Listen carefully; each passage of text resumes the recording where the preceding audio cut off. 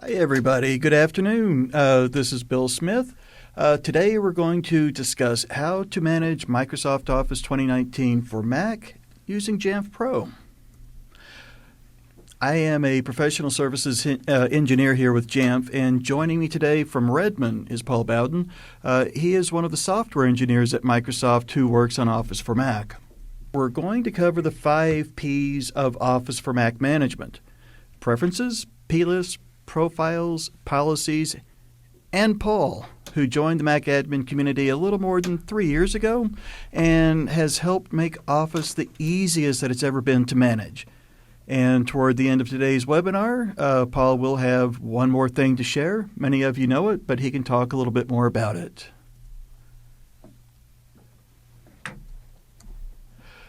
Let's start off and talk about P-lists and how they work. We also know them as property lists or preference files. If you've ever launched an application, chances are it created its own preference file using Apple's standard format called a P-list. Not all applications use P-lists, but most do. These are the ones we're concerned about. For this demonstration, I'm going to manage the Microsoft Auto Update application. Auto Update is responsible for keeping the Office applications up to date. Its preference file is the one I've got selected here. It's called com.microsoft.autoupdate2.plist. I have Word running, and we can open Microsoft Auto Update by choosing Check for Updates from its Help menu. By default, Auto Update is set to the third option for installing updates, as you see at the top, which is automatically download and install. That means, by default, it keeps your Office applications updated to the current version silently all the time. The first time Auto Update runs, it creates the com.microsoft.autoupdate2plist file and populates that file with a bunch of default preferences. One of those preferences is called How to Check. In plist files, the names of a preference are called keys, and immediately below each preference key is its setting. A key and a value together make a property. A list of properties put into a file make a property list, or a plist for short. The setting for How to Check is currently automatic download, which sounds very much like what we see selected in the Auto Update window on the left. Now, you may decide that you don't want Auto Update running automatically. Maybe you need some folks to test each update before you roll it out. In that case, you want to change from automatically download and install to manually check. Now, as I select manually check in Auto Update on the left, watch what happens to the How to Check preference in the plist on the right.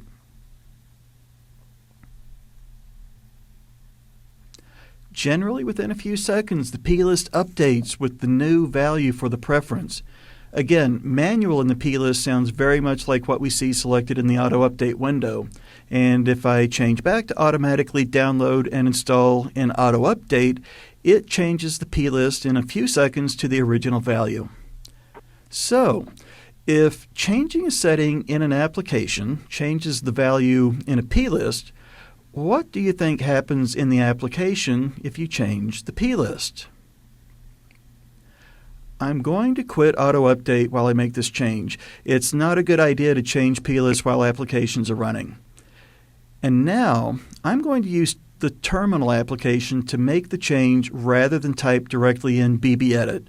I'm doing that because Apple won't support directly editing the plist. But Apple will support this command that I'm about to type. And we'll go into detail on what this is doing in just a little bit.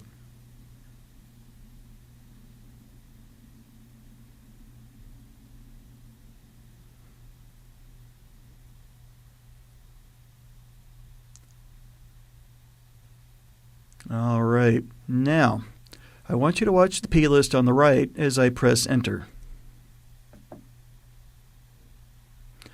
The terminal command has the same effect on the plist as changing the setting in the application. When I open Auto Update, it's set again to manually check. And again, if I quit Auto Update and change the setting in the plist back to automatic download using terminal,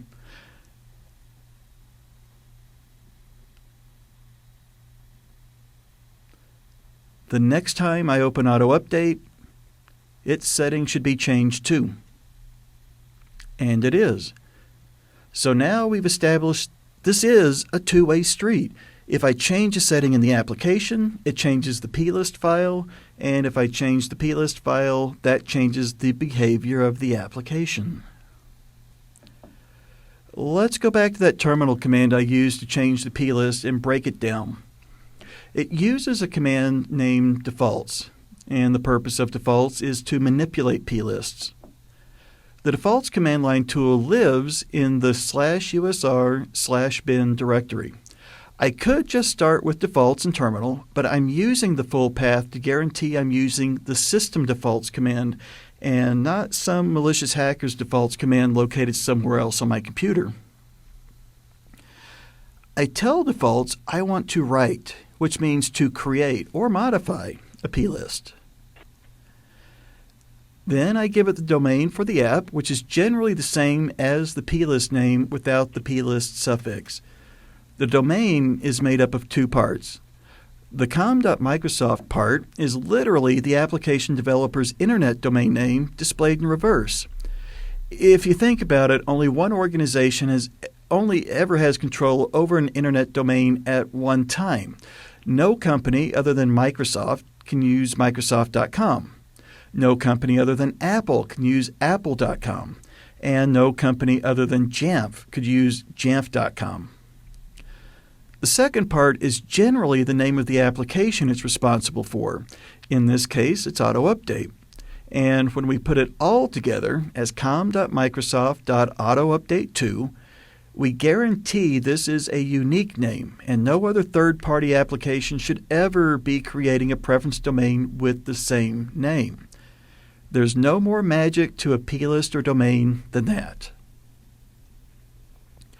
Where do I find plists? Generally, if I don't tell defaults where my plist lives, it assumes I mean the one in my home folder. Application preference plists always live in a library preferences folder. If the developer sandbox its application according to Apple security recommendations, the plist is actually going to be buried deep in a library containers folder, but it's still ultimately in a library preferences folder.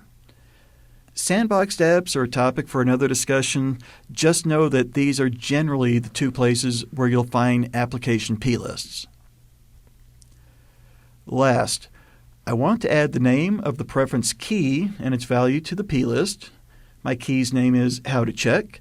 My value, which immediately follows the key, is -string manual. All right, what is -string? That's simply the format of the value.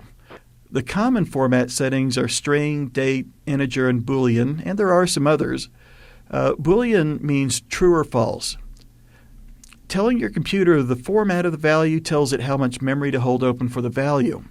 So something like a Boolean can only be true or false, or yes or no, or heads or tails. And that takes up a lot less memory than something like a string, which could be 10 pages of text from an encyclopedia.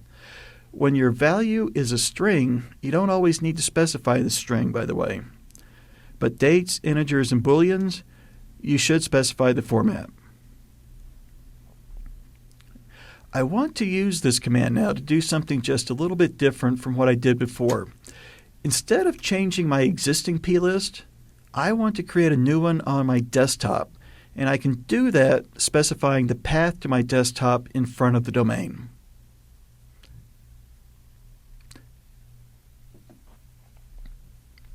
So I'm going to retype my command. And this time I'm going to add the path to my desktop before I write the domain.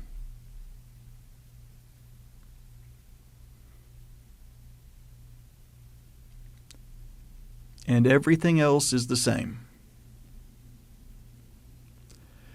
So when I run this command, you'll see a new com.microsoft.autoupdate2 plist file appears on my desktop. And when I select it and tap the spacebar to view it in Quick Look, you'll see it only contains the key and value pair for the How to Check setting.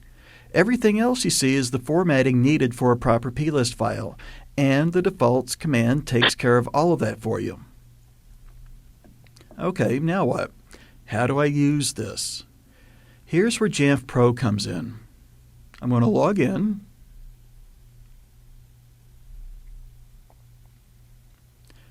And now in Jamf Pro, I'm going to choose Computers and Configuration Profiles and click the New button to create a new configuration profile. I'm going to name my new profile Microsoft Auto Update. It can be anything that you want. And I'm going to add it to my Applications category. I'll just leave the rest of the settings here as they are. Next, I'll scroll down the payloads list in the middle until I come to this one called Custom Settings. All the other payloads have pre-built settings for something else in the operating system, like settings for the Finder or the login window. We can't change those. But custom settings are where we can go wild and manage third-party applications like Microsoft Auto Update. Let's click the Configure button. I'm going to click Upload plist file and drag the plist from my desktop onto the Choose File button to select it. That's a shortcut. Now let's upload it. All right, here we have a problem. But notice the dialog is actually telling us what to do. It's telling us we need to do a quick conversion on this file before we can upload it, and it's giving us the command we need to do that. I'm going to leave this dialog open where I can see it, and let's go back to Terminal for just a moment. Just like the defaults command, I'll enter the path to this plutil command. Plutil stands for Property List Utility. Then I'll say I want to convert it to XML. And finally, to make things easy, I just drag my plist from my desktop over the terminal window to fill it in with the full path. And when I press return, and it looks like nothing happened, it actually worked. Now let's go back to Jamf Pro and click the upload button again. This time we're successful. Notice how Jamf Pro automatically filled in the preference domain. It took that from the file name itself, which means you have to be very careful about the spelling and uppercase, lowercase. If the file name is wrong, the preference domain field's going to be wrong too, and your profile won't work. Also notice that we can see our auto update settings here. They look a little bit different than the plist, but you'll see the How to Check setting is set to manual. Perfect. Now click Save. And you may have noticed I haven't scoped my profile yet. It's there, but I'm not sending it to any computers. I want to download and test it first.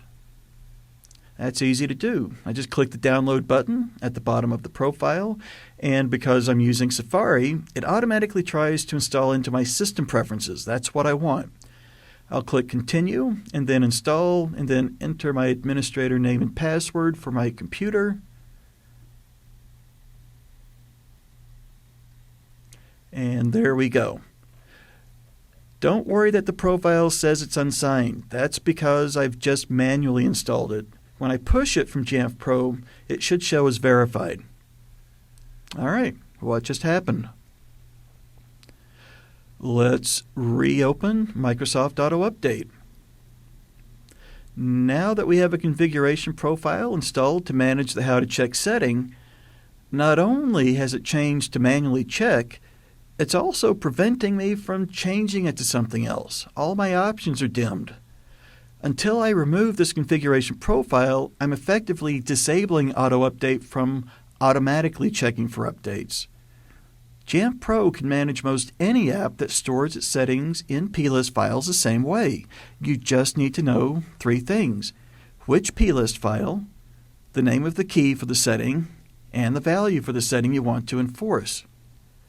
So what happens if I remove the configuration profile? Let's see. First, I'm going to quit Auto Update. Then I'll click the minus button in Profiles to remove my profile. Now I'll just reopen Auto Update.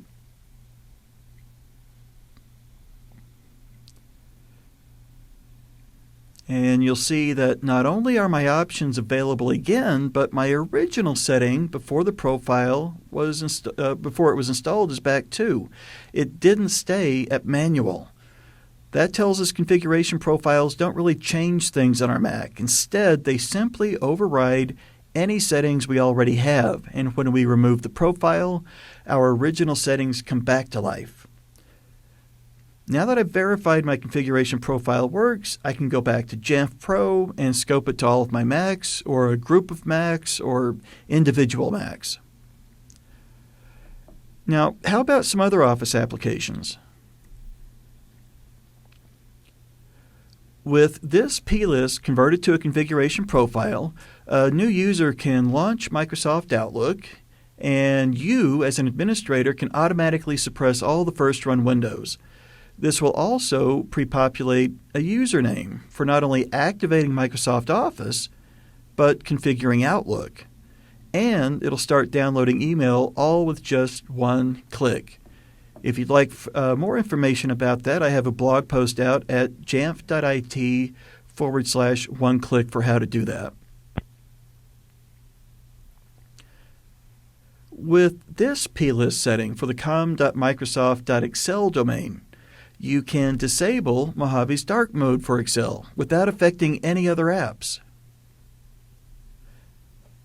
And with this plist converted to a configuration profile and pushed through Jamf Pro, you can disable the Resume Assistant in Microsoft Word. Finally, just to show you that you're not limited to using plist keys and values for just Microsoft Office, you can upload this plist to a configuration profile to install the Zoom extension for Google Chrome. Let's recap all of this. Many applications like those in Microsoft Office store their preferences in property lists or plists.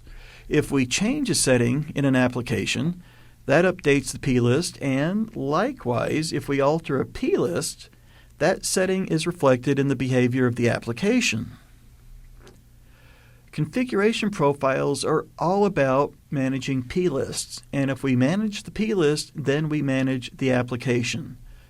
Before we can create a configuration profile to manage an application, we need to know its domain, which is the name of the plist itself, the name of the key we want to manage, and the value of that key. With Jamf Pro, we can create custom configuration profiles from plists. All we need to do is run a couple of simple terminal commands to create a properly formatted plist, upload it to a new configuration profile, and deploy it to our clients. All right, now that you have the fundamentals for how preferences, plists, and profiles all fit together, I'm going to hand over the screen to Paul. He'll show you what you can do to manage Office for Mac. Great, thanks, Bill, for that understanding of how plists and domains and keys and values work. I actually wanted to go through some kind of real-life examples of how I set my own machines and how I recommend customers set their machines up with various preferences and profiles for Office.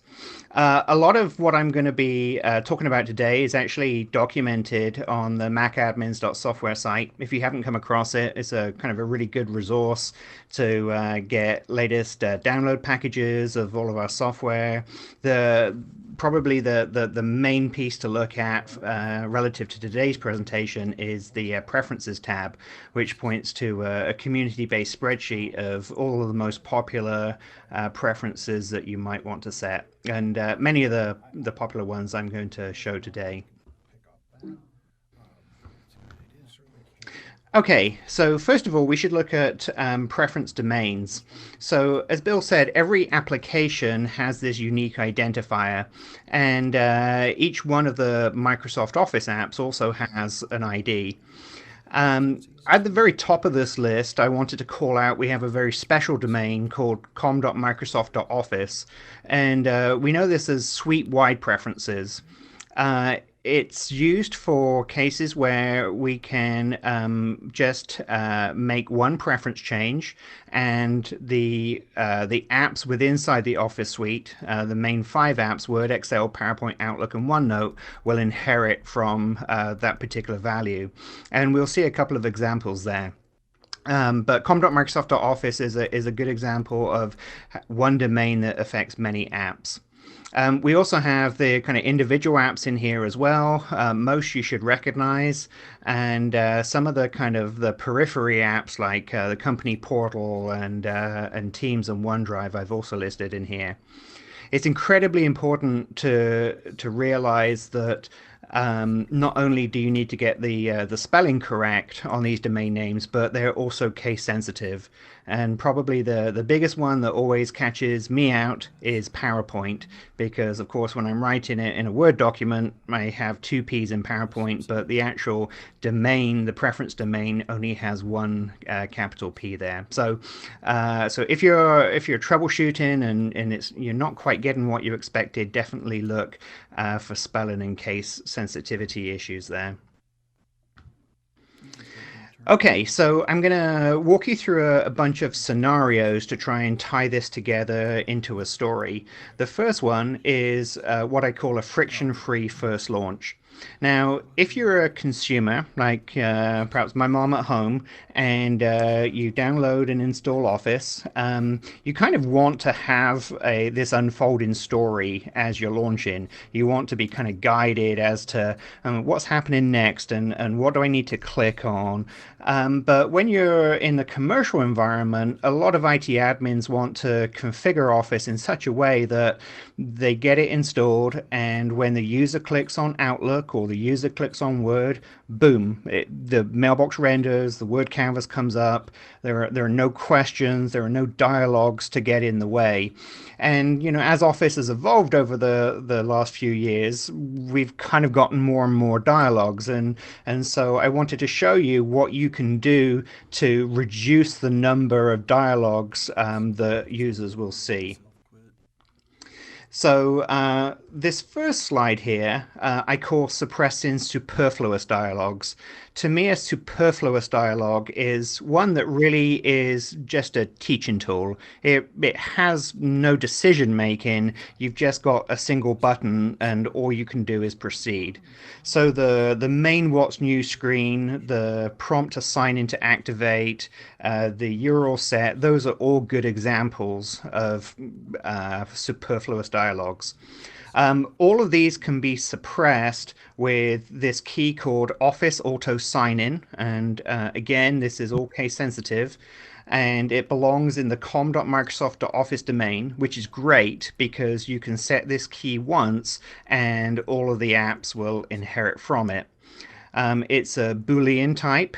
By default, it's false. In fact, by default, it doesn't even show up. But if it's not found, implicitly the code will think that it's false. But you can set it to true. And so you think back to what Bill just showed you, the examples of using defaults, the defaults command. You can obviously use that just on your local machine to play around with the effects of this key. But for a kind of a true rollout, what you would be doing is embedding this with inside a configuration profile and pushing this out to machines. Okay, so that's our superfluous dialogues. The next area that I want to tackle is intelligent services, and some of you may recognize the dialogue I have up on the left here. You get asked a question if you have an Office 365 subscription as to whether you want to use an intelligent service. Intelligent services are web-based services that we host here at Microsoft, and they accept bits of data in from you, and we kind of munge it around and make some decisions and send you some data back. So I've listed all of the intelligent services that we currently have implemented in Office for Mac. Smart Lookup is kind of like a thesaurus function where you can enter like Homer Simpson into Word. You can perform a smart lookup and you kind of almost get like a thesaurus, Wikipedia based entry as to information about that subject. There's translation, so translation between different languages, design ideas to show you different slide templates that are appropriate for your subject matter. There's ideas for different ways of showing data, and automatic alt text, which will pre-fill for you the suggested text that you would use to go along with with a picture. So we have a couple of different preferences for this particular dialog. The first preference is KFRE, Intelligence Services Consent V2 key. I know that's kind of long. By the way, FRE is our internal short name for first run experience. So you might see that pop up in a few places. Now, this key controls whether the app has shown the dialog. So if you don't want to show the dialog to the user, then you need to set this key to true. Also note that the domain here is on a per app basis, so you can't just set it once. You have to set it for each particular app domain. So you can suppress the dialog with the first key, but you also need to make a decision here. Do you want to turn on intelligence services on behalf of the user, or do you want to keep them off? And that's where this second key comes into play, PII and intelligence services preference. If you set it to false, then that equates to a not now. And what will happen with a not now, if you set it in a configuration profile, intelligence services will be off and they won't be available to the user. If you set it to true, then that's the equivalent of turn on. Now, whether you have these enabled or disabled is very much up to your company policy and perhaps your privacy or your infosec teams. The kind of usually the angst around intelligence services is around users sending bits of data from documents up to a Microsoft service where we're doing something with that data in terms of looking at the content to give you a response back. So at least now you don't have to leave that decision in the hands of your end users. You can make the decision for them as the IT admin. Okay, so kind of tangentially related to intelligence services, you also should set the data collection policy. And the dialogue that we think of here is the help us improve. And if you kind of read the dialogue carefully, it talks about how we use diagnostic data coming from your machine to make decisions as to whether you have the latest updates, whether you're secure, whether you're running at good performance. And that kind of information or telemetry is what we call basic diagnostic data. It's the data that is sent to us so that we can just quickly know whether you are running in the best possible way in terms of security and performance. There is an additional layer of telemetry that you can opt into, which is called enhanced error reporting or full diagnostic data, as it's known in the key. And this enhanced section is more about usage. So if you opt into enhanced, if for example users change to a different font in Word, or they're regularly clicking a certain feature or button in Outlook, then a small piece of data is sent to us noting that fact. That usage data is used by us to try and figure out if there are areas of the product that people are having problems with. So if there are kind of whole features that nobody is clicking on, then that means that perhaps nobody wants a feature, or perhaps it's not intuitive, or people don't really understand that it's there. So that's how we use that type of telemetry.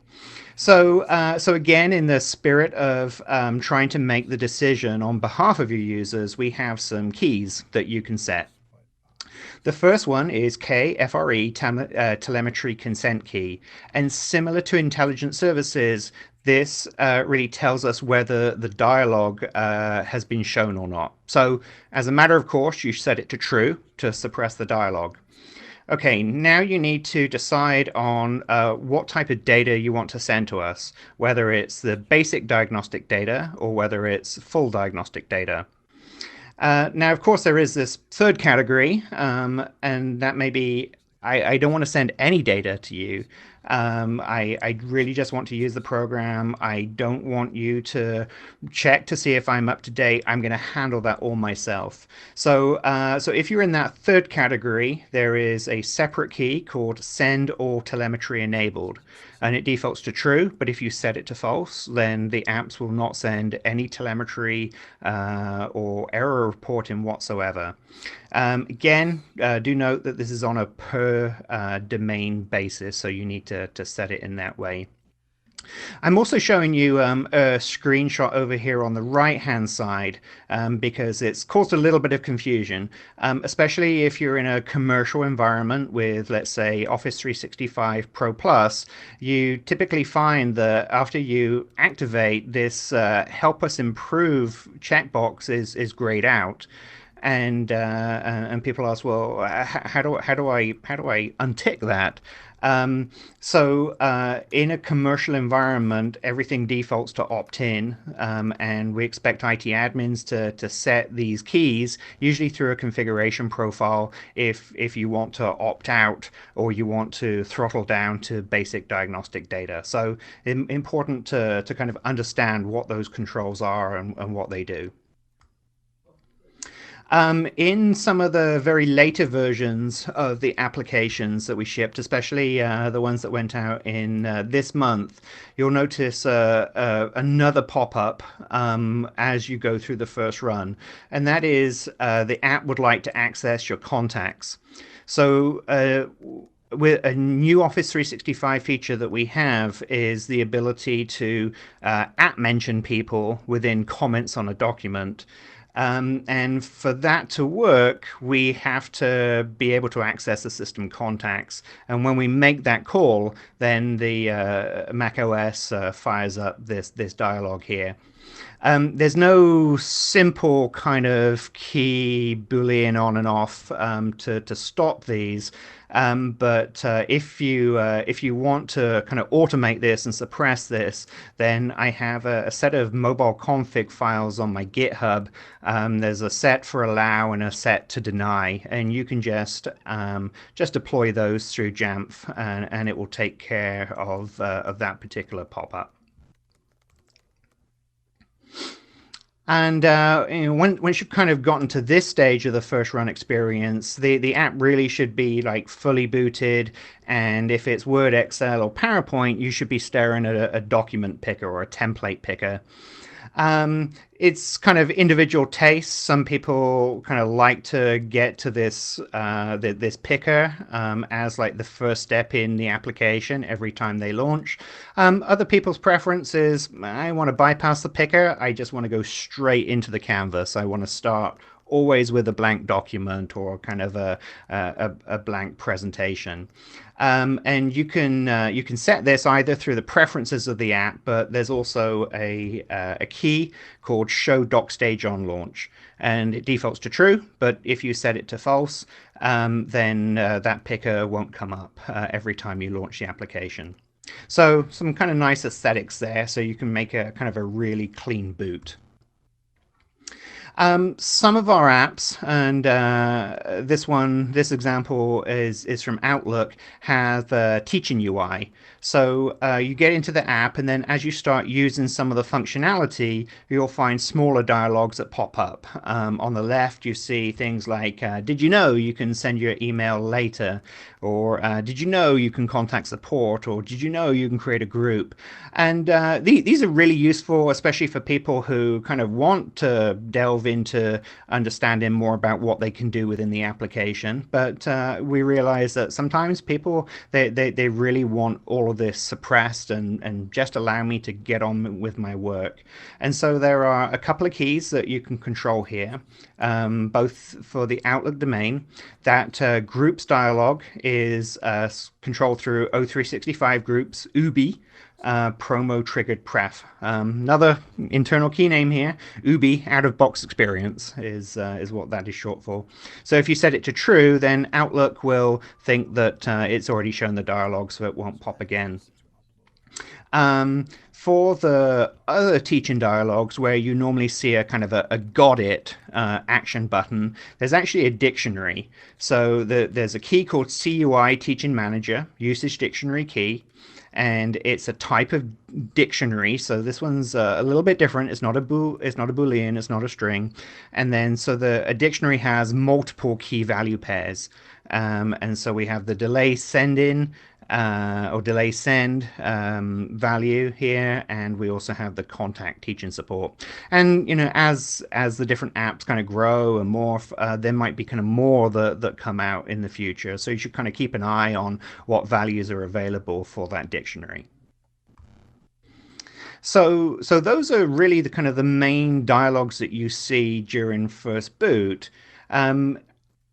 As you use the applications kind of day after day, of course you'll get updates, and updates usually come out once a month, especially to the production channel, and those updates might cause some other pop-ups to occur. So let's look at what examples you can normally see there. Is fairly typical that after a monthly update, the next time you launch the app, we'll show you a what's new dialog. Now, this is different from the what's new dialog that you saw the very first launch. So this is more about here's what's new in this monthly update. And again, it's very much like a personal taste. Some people love to see what new facilities they've got this month, and so they can start exploring them. Other people, they really don't like to be distracted. So if you're in that kind of that second category, we have a domain wide or a suite wide preference called show what's new on launch, and you can set that to a Boolean value of false. Another common dialog that you might see after you've configured your users for Outlook is this Outlook redirection. And normally you see this after you've perhaps closed your laptop, you've gone home, you've opened it up again, or you've switched from a wired to a wireless connection. Outlook may pop this. For the kind of the technical savvy, then most people understand that they can just hit allow and say always use my response and be on their way. But for other users, they may be concerned about what this means, and is there some sort of problem going on or some sort of security threat, and of course it might result in a call to the help desk. So if you want to prevent Outlook from asking this question and simply accept the allow, which really is what you should choose for the Office 365 and Outlook.com service, you can set this key. It's called Trust O365 Auto Discover Redirect in the Outlook domain, and that will take care of that dialog, and users will never see it. Okay. So those are kind of very common preferences that we set. I actually want to give you a kind of a walkthrough of a different type of scenario now, and this one gets a little trickier. Up to this point, the types of preferences that we've been talking about are things that really the user doesn't care about. These are things that the IT want to set a policy, they want to push these things out to control what users do or control what users have. However, there are certain cases where you want to set a preference, but you don't want to lock it down. You don't want to railroad a user into a certain setting. You're not happy with the built-in preference and you want to change it. So this example, I'm gonna walk you through the screenshots here. This is preferences with inside Outlook, and this is in the read-in tab, and I'm looking at swipe gestures down at the bottom of the tab. So if you have like a trackpad, then we will honor left and right swipe gestures, and so we can do quick actions on those things like archive or flag messages. Some people have a little bit of difficulty with the trackpad, and of course we get the feedback that they've accidentally archived or deleted messages. So my scenario here is, well, I'm not happy with that archive action for my left swipe, and I really want to change that just to none. Don't do anything on a left swipe, because users just keep on having problems with it. So I want to show you how I would achieve this scenario. So okay, first off, now these preferences spreadsheets that I've been referring to, they don't have every single knob and lever in them. So sometimes you have to do a little sleuthing by yourself.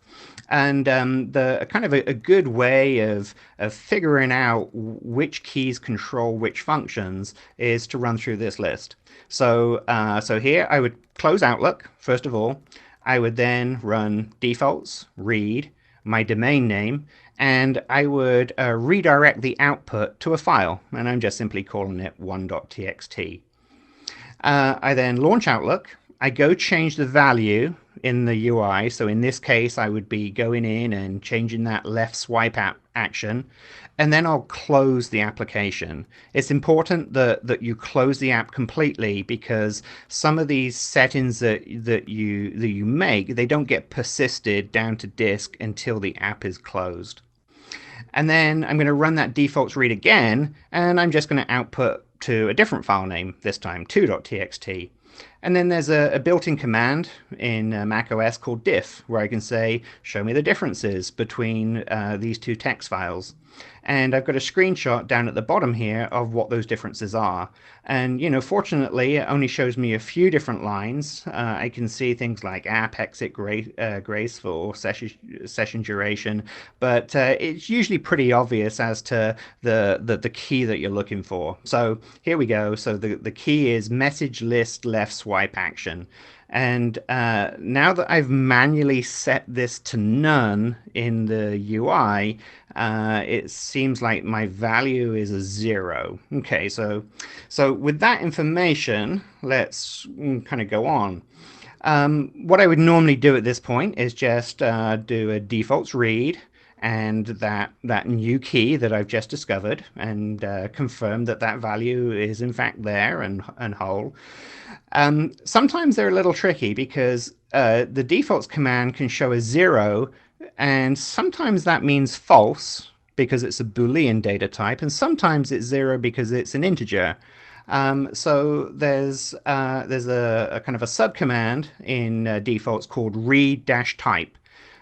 Where you can enter that, and it'll actually tell you what the data type is. And of course, this is important because when you're constructing that plist, that property list file that Bill showed you, you need to know what type of data that you're talking about here. Okay, so that's our next action. And so if you kind of followed Bill's steps and you implemented the configuration profile, this is how things would look. And I'm kind of looking down in my swipe gesture here, and okay, this is kind of, it's okay because it's set to none, which is what I wanted, but you'll also notice that the control is disabled, because a configuration profile is a forced setting. And when things are forced, the controls get locked out so the users can't change it. And that's not what I wanted at all. I just wanted to change the default. I didn't want to stop the user from changing it. So how do we cope with this scenario?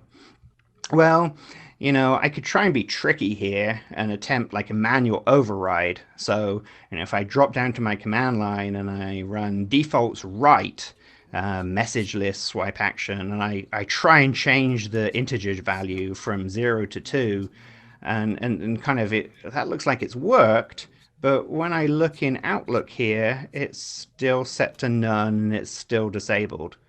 This is a key concept to understand as an IT admin, and that is that the defaults command only interacts with values that the user can change. It will show you what's in the user space, but it doesn't honor or read managed configuration profiles.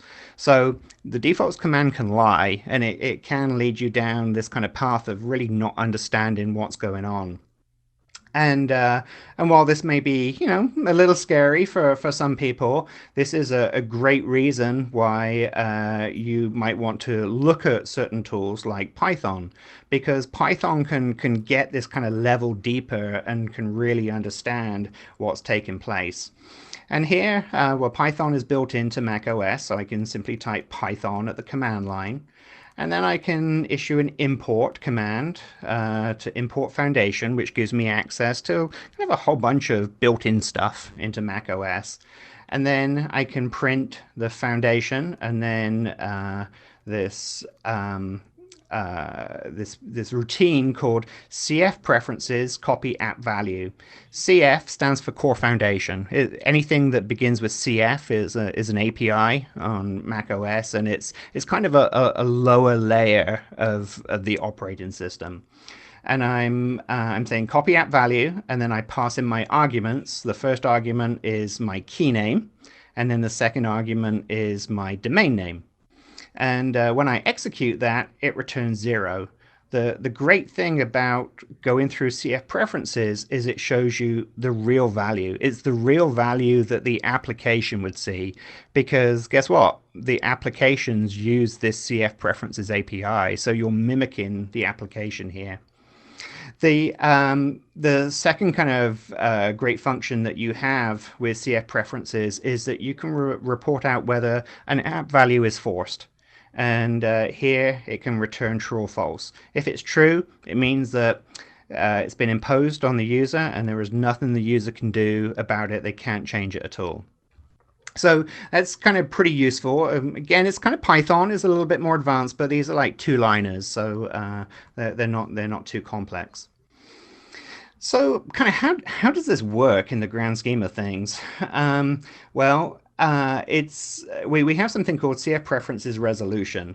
So when an application goes to read a particular key to determine what value it's set at, it can look in different places. It'll first look at a configuration profile if it's installed for a device, and if it's there, it'll take it and use it, and it's a managed and forced value. If there's no config profile at the device, it can switch down into the user level. If there's no configuration profiles at all, then it will start looking at the app's defaults property list. And so Outlook is a sandboxed application, and this is the full path to where Outlook will normally store all of its different properties. And then if the value is not found in app defaults, then CF preferences will move down to look at system preferences. And so this is a computer-wide location, library preferences, and then it's the same kind of file name here, but it's just at a computer-wide location.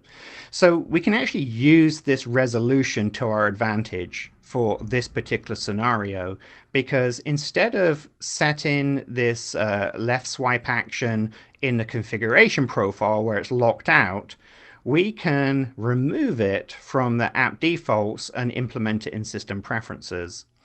And so what happens here, this is kind of the process. So let me, I remove my configuration profile to unlock it. I set my key and value in library preferences and then the domain name. And then I remove the key from the app defaults. So if the key exists in the normal com.microsoft.outlook domain, I just remove it. And this way, what will happen when I next launch Outlook is exactly what I wanted.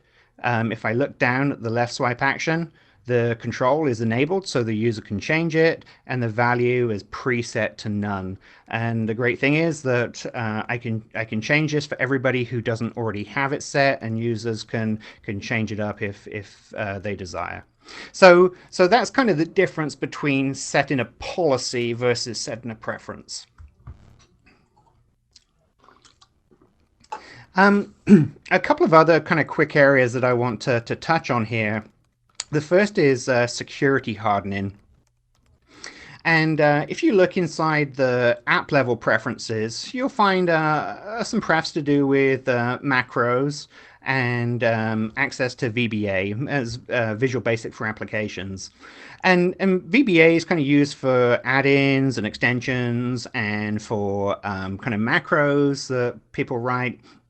And the defaults here are pretty good. So by default for macros, it's disable all macros with notifications. So if somebody sent me a Word document and it has a macro, I'll get a notification saying, "Hey, there's macros in here. Are you sure you want to run them?" And then I can make a choice.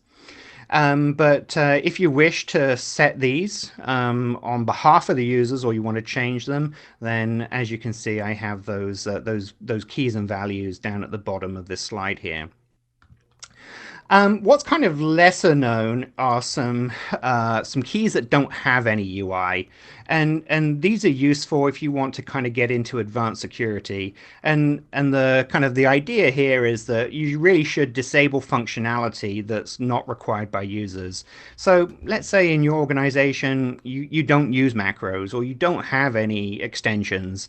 Well, it would kind of be better to protect your systems by kind of forcing those facilities to become disabled. And you can see that we have like several keys down here. And the first four are to do with Visual Basic. So you can kind of restrict Visual Basic from doing certain things with external libraries or to the system. And the defaults are fairly lax. And so if you want to tighten up on the security around Visual Basic, then there are some kind of recommended changes that I would make here. The other thing that I wanted to point out to you is that let's take this second key, allow Visual Basic to bind to system. Okay, so it's defaulted to false, and my recommended is false. Does that mean that you can just ignore it? Well, I wouldn't say you should ignore it, because what can happen in like a really bad case scenario is this exists in user space, and if you had some kind of malicious program, it could run the equivalent of a defaults write and change this key to true, and suddenly kind of get access to parts of the system. And this is another great thing around configuration profiles. If you set these via configuration profiles, they're set at the system level and they're hard locked, and the user and any user level programs just can't change them at all. So that can be really good for you. Okay, so hopefully that's some good information for you on preferences and policies. I have one more thing, and that one more thing has been a really busy day here in Redmond today, and you might have seen the news already that we finally made Office available in the Mac App Store. So OneNote and OneDrive have been available in the Mac App Store for the last couple of years, but today we brought Word, Excel, PowerPoint, and Outlook. The apps themselves were architected to be fully sandboxed and to be App Store compliant. So we've just kind of gone that extra way to kind of get the apps ready for approval and out. They are download for free and pay to use. So these apps can be used by both consumers and commercial. So it doesn't matter whether you're my mom at home or whether you're a large organization. You can start deploying the Office apps from the Mac App Store. Now, we support volume purchasing with managed distribution, so you don't need to pay for them in the volume purchasing portals or Apple Business Manager. You simply specify how many licenses you require. And of course, both Jamf Pro and Jamf Now have full volume purchasing support, so you can use Jamf to push out the apps. There are a couple of limitations. The first is that the Mac App Store apps are only compatible with Office 365 subscriptions. It could be Pro Plus, it could be Home and Personal, but they're not compatible with Perpetual or Volume license. So another question that people might ask is, well, is this useful to me? Should I be impacted in any way? And the answer is, if you're using Office 365, you can start to rationalize down on the technologies you use for installing and keeping apps up to date. As you probably know, today we have separate installer packages on our content delivery network. We have MAU or Microsoft Auto Update for keeping apps up to date, and And while we think, those are great options, obviously every vendor has their own kind of preferred mechanism.